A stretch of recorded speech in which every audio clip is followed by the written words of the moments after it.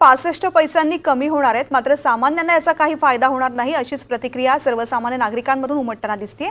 महिलांना या अर्थसंकल्पामध्ये काय मिळाले ते सुद्धा पाहूयात। मुख्यमंत्री माझी बहीण लाडकी योजना लागू करण्यात आलेली आहे। 21 ते 60 वयोगटामधील महिलांसाठी ही योजना आहे। 1500 रुपये दर महिन्याला महिलांना मिळणार आहेत। 46,000 कोटींची तरतूद त्यासाठी करण्यात आली आहे। जुलै 2024 पासून ही योजना लागू होणार आहे। लेख लाडकी योजना लागू करण्यात आलेली आहे। 1 लाख रुपये वयाच्या 18व्या वर्षापर्यंत टप्प्याटप्प्याने मिळणार आहेत।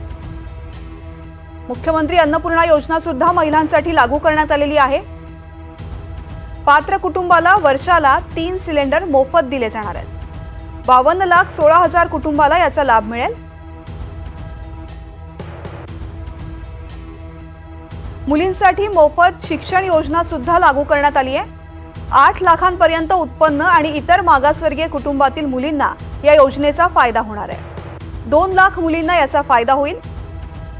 2000 कोटींची तरतूद यासाठी करण्यात आली आहे। जननी सुरक्षा योजना, मातृवंदना योजना, बचत गट मदत योजना या सुद्धा सुरू करण्यात येतात। बस प्रवासामध्ये सवलत मिळणार आहे। मुद्रांक शुल्कामध्ये सवलत मिळणार आहे। महिलांना शक्ती सदन योजना सुद्धा लागू करण्यात आली आहे। व्यवसाय करामधून सूट मिळणार आहे। अहिल्यादेवी होळकर स्टार्टअप योजना सुद्धा सुरू करण्यात येते राज्यात। पिंक रिक्षा योजनेअंतर्गत 10,000 रिक्षांचं वाटप केलं जाणार आहे। गरोदर मातांची मोफत ने-आण करण्यासाठी 3,324 रुग्णवाहिकांची सोय केली जाणार आहे। अंगणवाडी सेविकांना सेवा समाप्तीनंतर 1 लाख रुपये मिळणार आहेत। 25 लाख राज्यातील महिलांना लखपती दिदी करणार आहेत।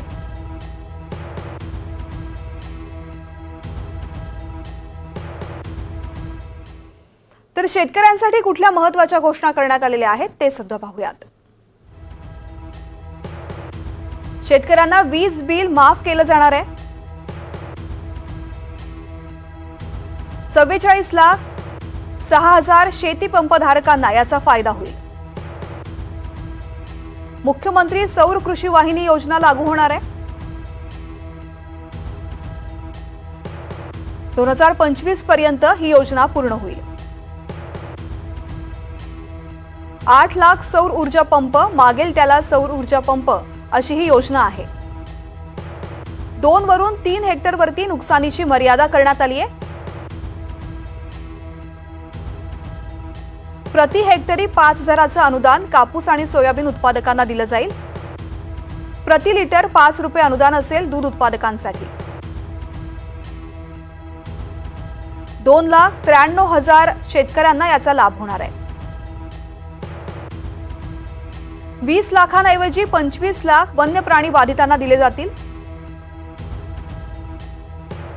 5 वरून 7.5 लाख कायमच्या अपंगत्वाला मदत मिळेल।